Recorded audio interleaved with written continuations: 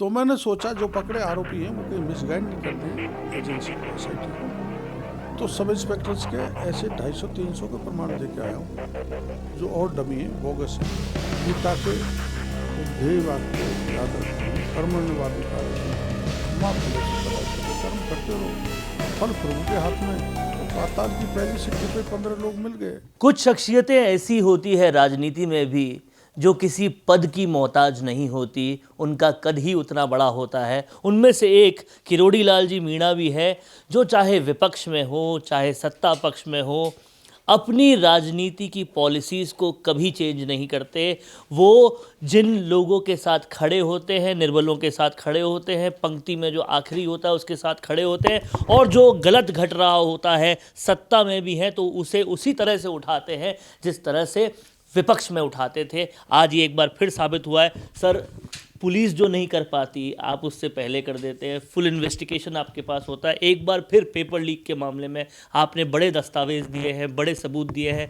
अब इन पर कार्रवाई का इंतजार है। सबसे बड़ा सवाल ये, कार्रवाई में इतनी देरी क्यों हो रही? 2 साल पहले देखो, पिछली सरकार की तो इच्छा शक्ति प्रबल नहीं थी, और प्रबल के अलावा लेन देन हुई थी, अपने अपने लोगों का सिलेक्शन करवाया था, तो उन्होंने जानबूझ के उस पर पर्दा डाला।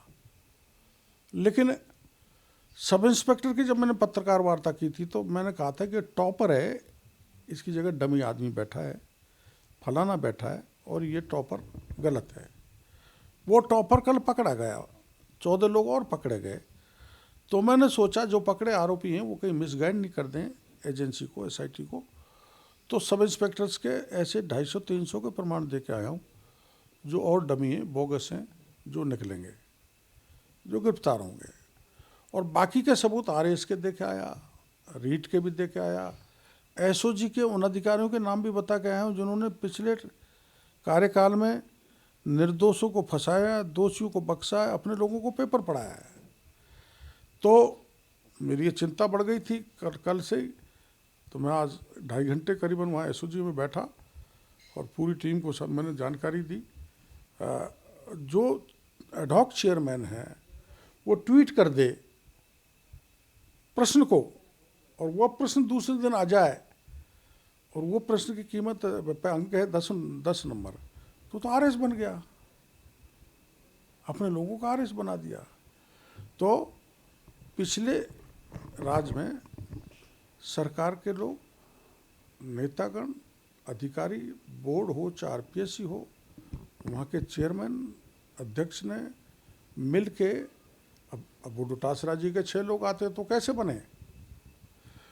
जो उस समय चेयरमैन थे उनको फोर्स लीव पर भेज दिया गया 3 दिन के, और शिव सिंह राठौड़ बैठे, जो डोटासरा जी ने कहा उनकी सिलेक्शन हो गया। तो ये जो पिछले राज में लूट मची है, अब उसको खोद के निकालने की जिम्मेदारी हमारी, क्योंकि देश के प्रधानमंत्री 2 बार ये महती सभा में कह गए कि जिन्होंने पेपर में गड़बड़ की है उनको पाताल से भी निकाल के लाएंगे। तो पाताल की पहली सिड्डी पे 15 लोग मिल गए, अब और मिलेंगे जितने पाताल में घुसेंगे। इसलिए सबका इलाज, क्योंकि हमने वादा किया है संकल्प पत्र में, उनको हक दिलाना, न्याय दिलाना, ये हमारी जिम्मेदारी बनी। सर, वादा आप तो पूरी तरह से निभा रहे हैं और लगातार सबूत दे रहे हैं, लेकिन कार्रवाई होती कुछ खास दिख नहीं रही। और दूसरा सवाल ये भी है कि आप, पूरी सरकार ने वादे किए थे, लेकिन आप उत्तर प्रदेश में देखिए EO भर्ती परीक्षा रद्द हुई है, यहाँ वो रद्द भी नहीं हुई, जबकि सवाल उस पर भी बहुत बड़े उठे थे। क्या देरी कहाँ हो रही है सरकार भाई? नहीं, देखो, ये सरकार तो अभी 2-2.5 महीने हुआ है, SIT बन गई, एंटी गैंगस्टर एक्ट लिया है, वो बना दिया। तो 15 लोग उन RPS से ऐसे लोगों को पकड़ रहा है जो सब इंस्पेक्टर इलेक्शन ही नहीं हुए, इलेक्ट ही नहीं हुए। एक घटना तो ऐसी है, वो ज़्यादा भी निकल सकती है, मैं बता के आया हूँ, जहाँ महिला की जगह पुरुष बैठ गया डमी, और वो महिला RPO में ट्रेनिंग ले रही है।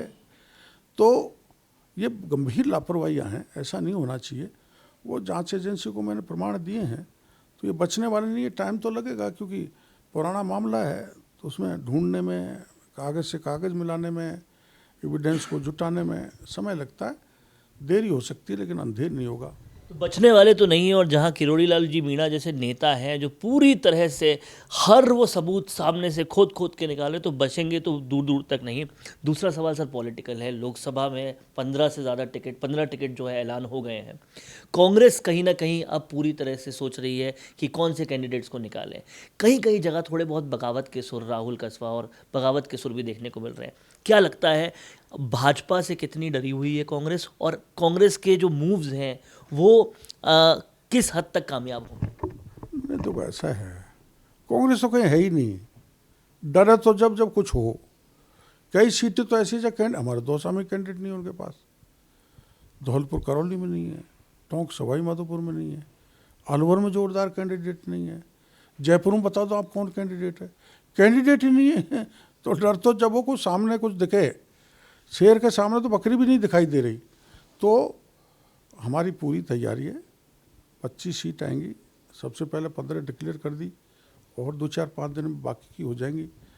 अब कांग्रेस का काम कांग्रेस करेगी, लेकिन कांग्रेस का मजबूत पक्ष अब की बार चुनाव में राजस्थान में है नहीं। मुरारी लाल मीणा कई सभाएं करते हुए दिखाई दे रहे हैं दौसा में।